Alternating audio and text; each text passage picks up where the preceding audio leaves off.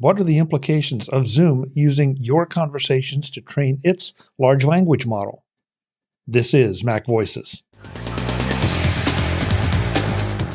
This edition of MacVoices is brought to you by the MacVoices Slack, available to all patrons of MacVoices. Sign up today at patreon.com/MacVoices. Welcome to MacVoices. This is the talk of the Apple community, and I'm Chuck Joyner. Folks, the MacVoices Live panel finishes up a conversation about computer-generated art and graphics, and then we take a good hard look at the implications of Zoom using your conversations to train its large language model. What does that mean for you, and what does it mean in the broader perspective? Let's go back and let the panel do the talking. Eric, I'll give you the last word if you want it. Librarians, historians, and clip art is kind of, that summarizes how I feel about AI. I think in the rush to come out with models, companies are grabbing whatever data they can possibly find, shoving it all into a box and letting that box spit out new stuff. But the new stuff is just repeats of existing stuff. And sometimes that source material is really, really bad. And just like when clip art started to become really popular, where someone would say, hey, just grab something out of the clip art library, slap it into a presentation, and that's just good enough. We're moving into the age that's just good enough time frame where we're going to see mistakes. We're going to see really boring crap actually get distributed because the machine said it was good. And it will take a while to kind of correct for that. So artists that have some unique ideas, unique takes on things, that's not accounted for by the models. They, I hope, will take on an even greater value going forward. And some of the historians, librarians, kind of guardians of what was the source of the data? Are there problems with it? Are there cultural issues with it? Are there copyright issues with it? I think they also will take on a greater importance at some point. The clip art example is very interesting, Eric. I had not drawn that particular thread into this story, but that's really very interesting. So I don't know. I mean, I have an idea we'll be covering this, and this was not a discussion about the writer's strike or the Screen Actors Guild or whatever. This is more about the technology parts of it. But it's some great examples of why some of this stuff is moving out of the science fiction novels and right into mainstream news, and it's affecting people. And while there are always these terrifying statistics out there about AI is going to take your job or large language models are going to take your job. We've heard those kind of things before about technology taking the job, so we don't want to adopt technology. And it ends up that there's a shift and there are more opportunities. So I have to wonder, and that may be a subject of discussion for a future time, that if we do get rid of some of the more grunt work, for lack of a better term, what opportunities does that open up for the people who right now are doing it or have had to do it? But that's a whole other thing. But sort of along the lines, I'm going to throw a couple articles, if this will cooperate, into the chat rooms, because this discussion sort of falls in quite well with a couple other things. And chat room, I'm excited that I'm able to throw things in for you guys too. But there has been a big brouhaha in the last few days about Zoom changing their terms of service, saying that they were going to be using our conversations to train AI. Their AI. And I guess from my reading, and this seems to be a story that's changing by the hour almost, apparently the first terms of service change was written so poorly, they had to come back and reverse things. And now the last thing I read was that the terms of service are saying we are using the conversations to train our AI to provide improvements to the services we offer you. not to farm out or license out to somebody who's training a different large language model. David, have you been paying attention to this one and tracking this? Yeah, it just seems just kind of bizarre that they would want to do that, and you have a lot of people up in arms right now with, and the way AI has already been so sensitive to a lot of people. Why Zoom wanted to do this is just not. I'm not grasping it, and they did do a bit of a backpedal of it, but they still needed to do some better clarification. I mean, I'm just reading through this article and any others that were talked about today, and it's just not a good thing. You know, and you know the normal reaction. You saw somebody on X that's saying that I'm goodbye Zoom, I'm done. You know, let things kind of settle in, see what happens here. Don't just jump out and just. I don't think Zoom's gonna. I think Zoom's gonna backpedal on this. David, I can understand why. Right. Because it's the argument we've used with location tracking, that or content delivery, if they're going to tell me what restaurants are around me where I am now, they have to know where I am. Right. And it'll do a better job if I can say that I'm at the corner of 4th and Main as opposed to I'm in Kansas City. Yeah. I hope there's a 4th and Main somewhere for the sake of the example. Getting some barbecue. Yeah, exactly. So I kind of get it that, okay, we're going to, and instead of going out and buying somebody else's, we have all this conversation to learn from right now. So that's what we're going to use, but we're only going to use it to improve our services. And if they had done that, if they'd made it clear in the first place, I'm not sure I've had a problem with that. No, I agree. So, Ben? I honestly, it might be the cynic in me, but it kind of seems like someone was trying to find a way to make an extra buck, but didn't realize that considering that they're primarily used it with business customers, that, using that data to train this stuff and possibly give it to someone else would make it a liability for the business users, to say the least. But I mean, either way, this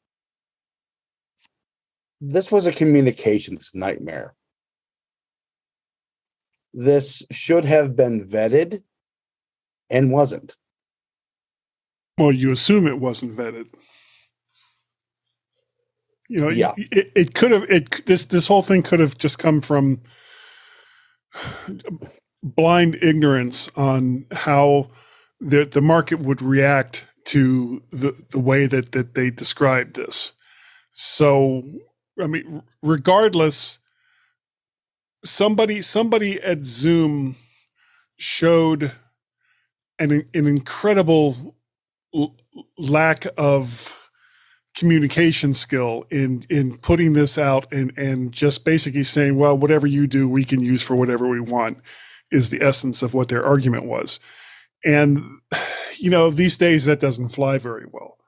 And, you know, you're right. If they had come out and said, well, we're using it for these specific purposes, but we're not actually going to use your content without your permission, then I think maybe not everyone, but a lot of people might not have had a problem with it.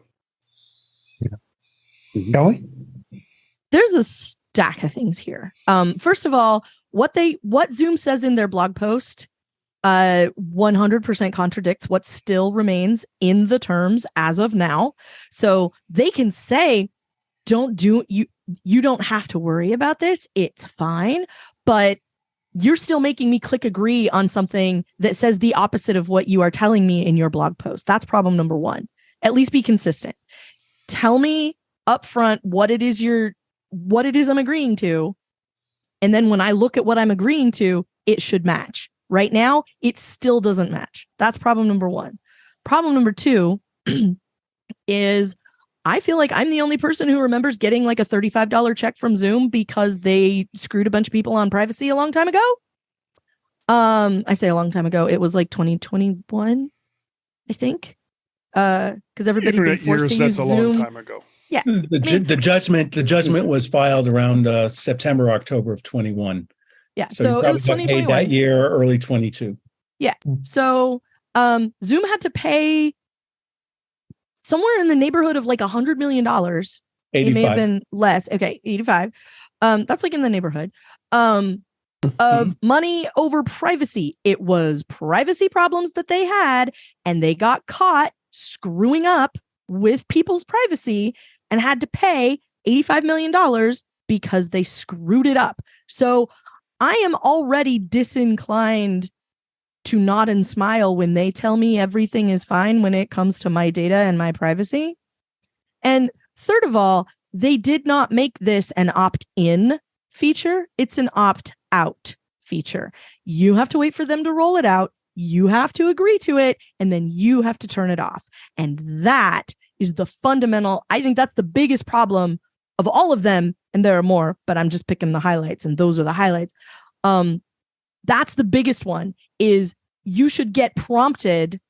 This is a thing that we are doing now. Can we do this?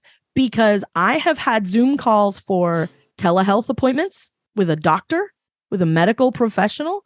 I have had Zoom calls where I had to sign an NDA in order to talk to somebody on Zoom about a thing. I've had Zoom calls where very specific, what's it called? PII, personally identifiable information, has been part of the conversation in various degrees, depending on what it is. And if I work for a company that's not on top of every one of these settings and has decided to opt in all that customer data as part of a learning model, that seems like a terrible, terrible, terrible thing. And you should get a prompt, or a Zoom administrator should get a prompt that says, this is a thing that we are changing. And if they really want to be obnoxious about it, they can go, it's off right now, but we would love if you would turn it on, which is a thing that Microsoft has mastered, by the way. So they could just go take a page out of Microsoft's book. You can keep doing it the way you've been doing it.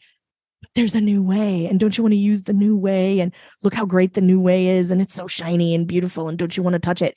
And, come to the new way. We have bacon wrapped deep fried Twinkies. That's what they should be doing. And they're not.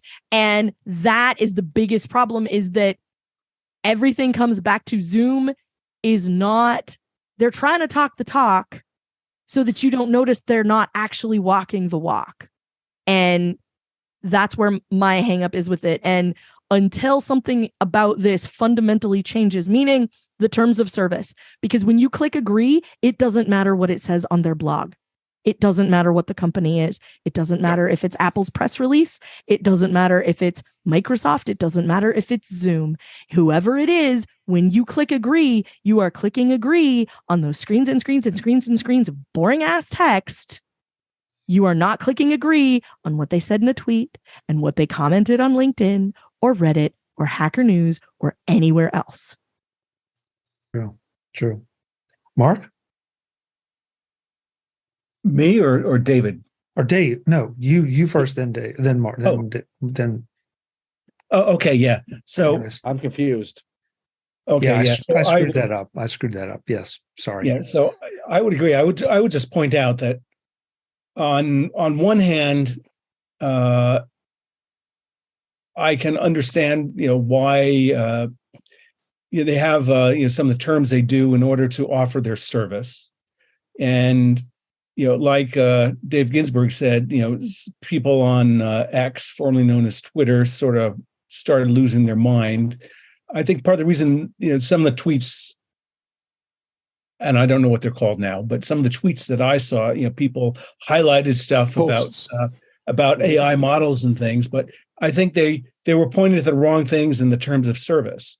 The terms of service, basically, there's one thing in there that I think is overarching and is totally unnecessary in there, and that says it gives you, you give them a permanent, in perpetuity a sublicense, and I think this is section 10.2 or 10.4 or somewhere in paragraph 10.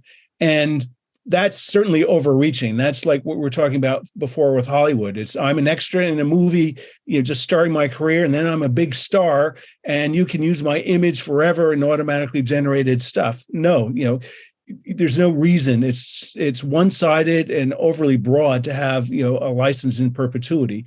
It should be bounded in some way, like to the extent you're using the service, like once this thing our session goes is ended, it's over, or once Chuck ends terminates his account, then at that point their rights for anything should disappear, but it shouldn't go on for perpetuity because that's a long time.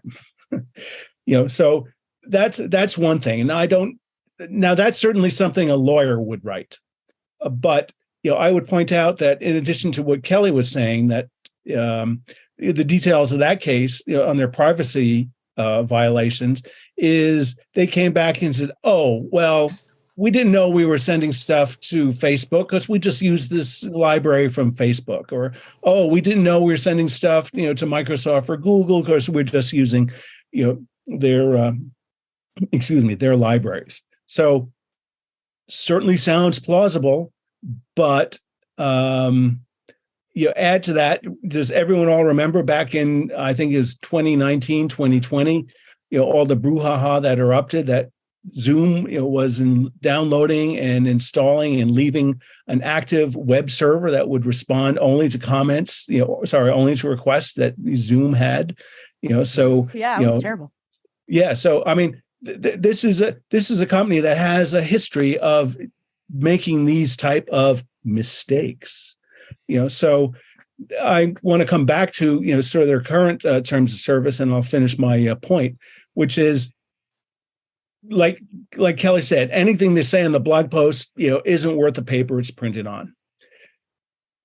However, I do believe their intent is good, but ultimately it's what's binding is the contractual agreement, and in their contract, they give ability to what they call service generated data, and they say, oh, this is things like telemetry log. And that's one of the things, like, when they said, way back when they got slapped for, sending data to Facebook, because at that point in their terms of service, they said, for example, Google and Google advertising didn't even talk about the Zuck and all the stuff they were sending to him. So, I don't know what their moral character is, but I do know this is a giant loophole, because they talk about your chats and audio and video and things as your data. And, as the shitstorm developed yesterday, the first thing, I think I saw this on The Verge, but maybe it was another site. They had, some VP of product management at Zoom talking about, oh, your data is yours. Your data is yours. We don't own anything. That's like a political non-denial denial. The thing people were getting upset about was training, not ownership of the data, because the terms of service are clear. It's our chats right now are ours. Our audio and video are ours. The loophole, the gigantic loophole is what is service generated data.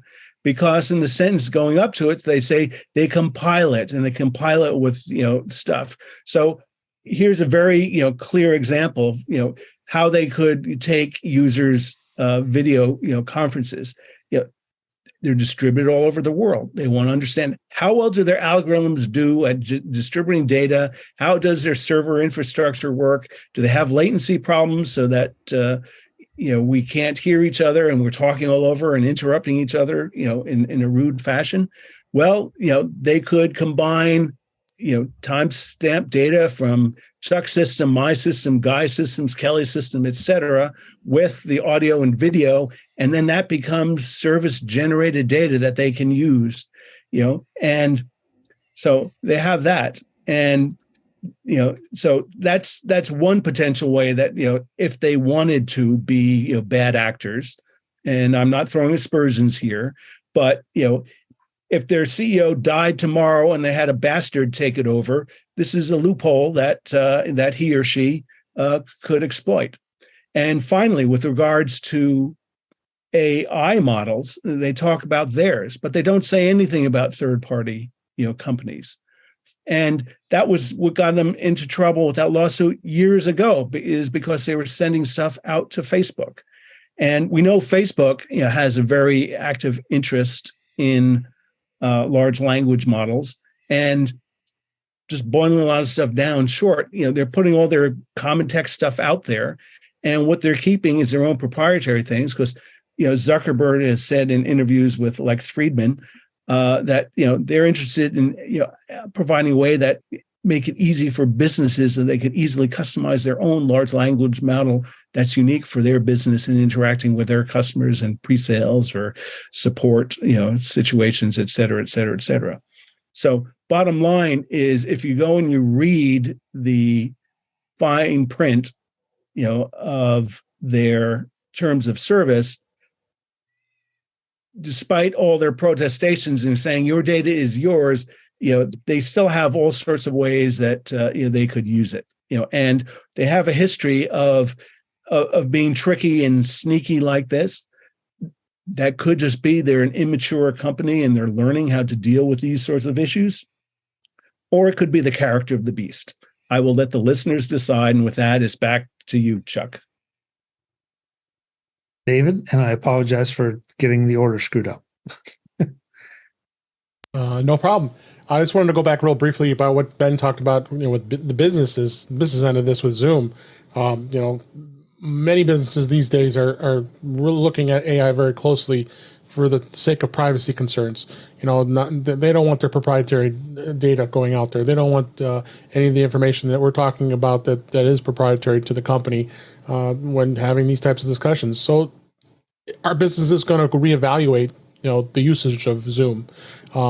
Some companies are more focused on just using Teams and not Zoom. And some are using WebEx. So you have many different platforms that are in the corporate world. This could put a red flag up, in my opinion.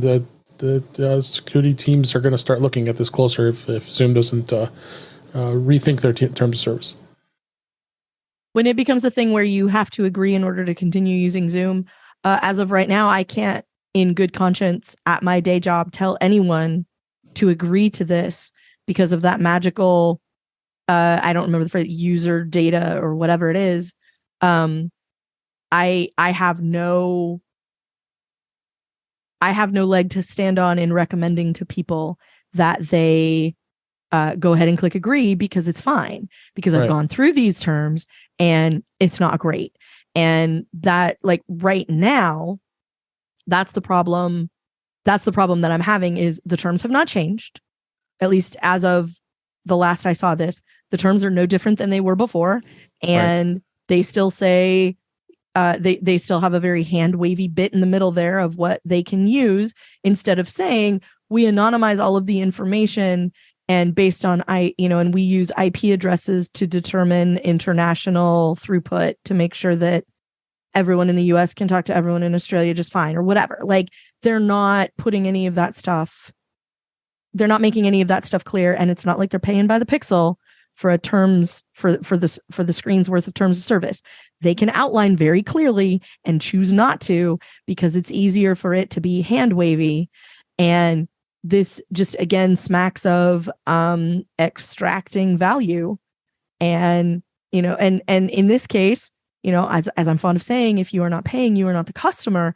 But in this case, even if you are paying, you may not be the customer, because you're probably not buying LLM data from Zoom, and yet you are still paying for that webinar license, that pro license that's $15 per user per month or whatever. And so you may be paying and still not be the customer, and that makes it worse.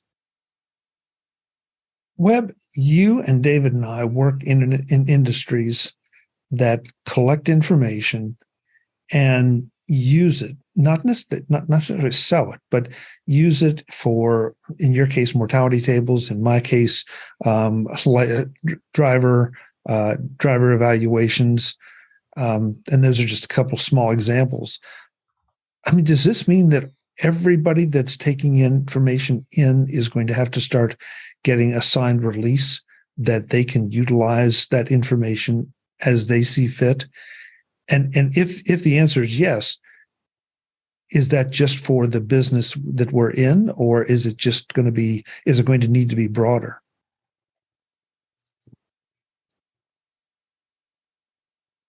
From a life underwriting standpoint, in the very narrow view, I'm telling you that right now.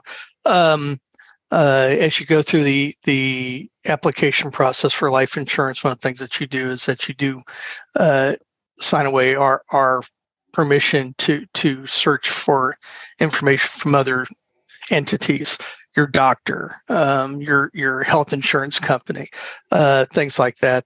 And we are granted that right. Now, I think that could spin out of control under this new world that we're talking about. So I think we're going to have to probably, batten down those hatches a little bit. But just from a pure life insurance underwriting viewpoint, one of the documents you signed is the release. And there's a service out there called MIB, the Medical Insurance Bureau.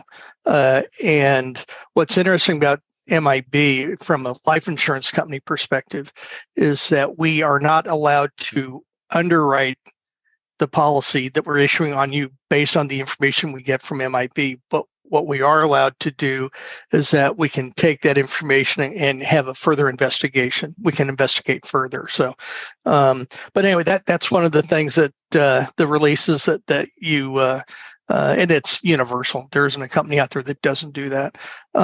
What's happening right now is a lot more, and I don't want to get into a big life insurance underwriting quest that I'm the only one who will understand it and appreciate it.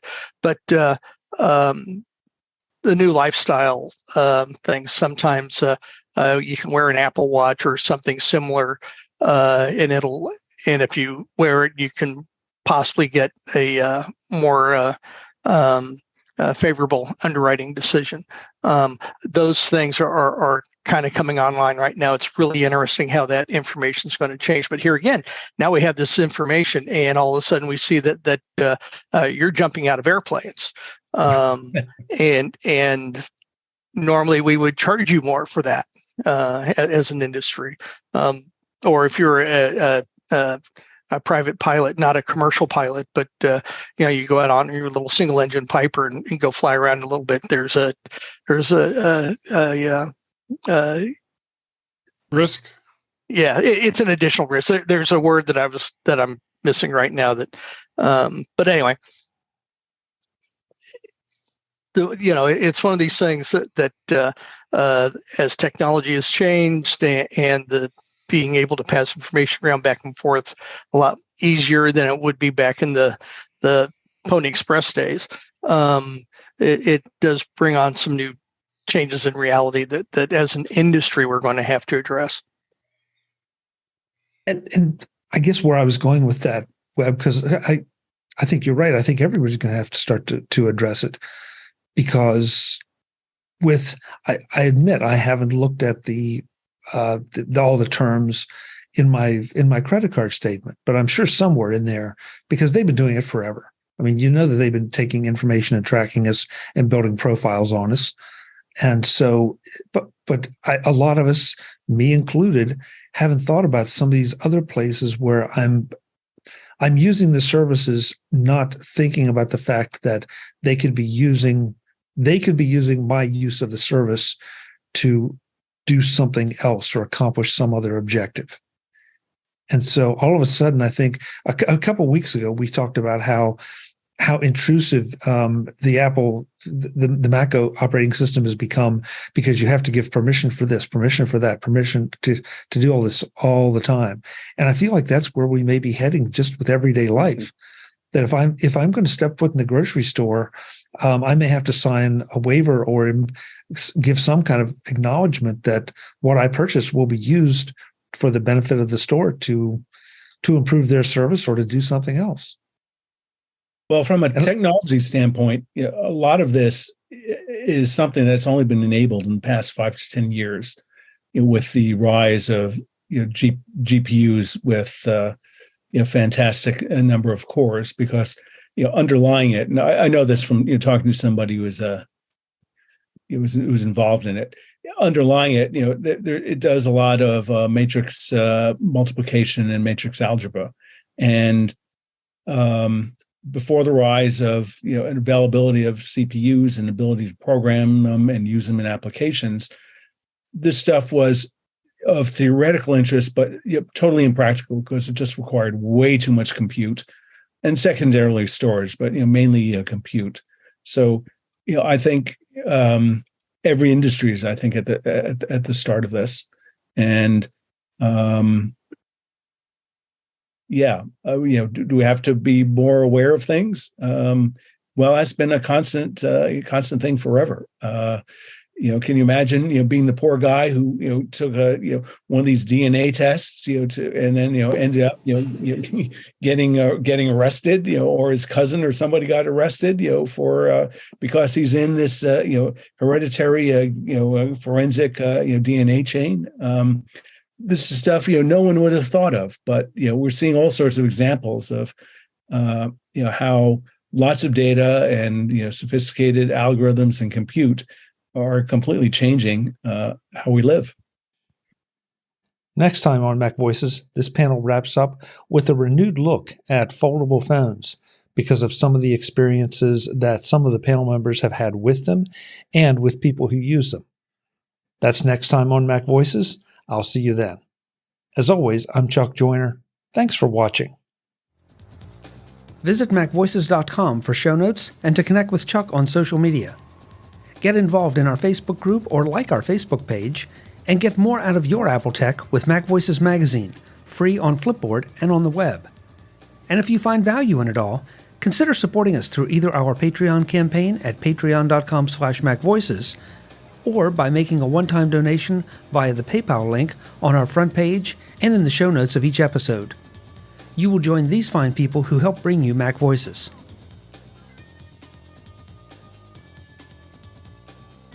Advertising handled by Backbeat Media at backbeatmedia.com. Bandwidth provided by CacheFly at cachefly.com.